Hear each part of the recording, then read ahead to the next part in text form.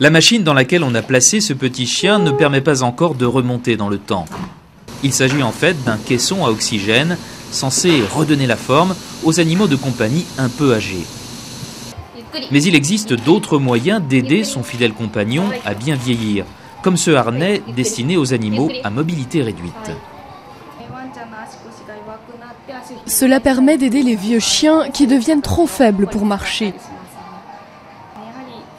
C'est important pour l'animal de pouvoir se déplacer par lui-même. Il se sent beaucoup mieux s'il se déplace librement. Ce genre d'article est de plus en plus prisé. Autre exemple avec ces couches adaptées à l'anatomie canine et qui font un véritable tabac. Soins vétérinaires, alimentation haut de gamme, maison de retraite, rien n'est trop beau pour les seniors à quatre pattes. Ce marché, pour le moins juteux, est évalué à 12 milliards d'euros par an dans l'archipel. Même si c'est cher, je veux faire en sorte de m'occuper de mon chien comme d'un parent.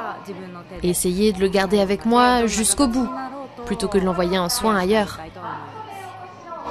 Au-delà des soins et des accessoires, il y a les progrès de la science, qui devraient là aussi contribuer à l'allongement de l'espérance de vie.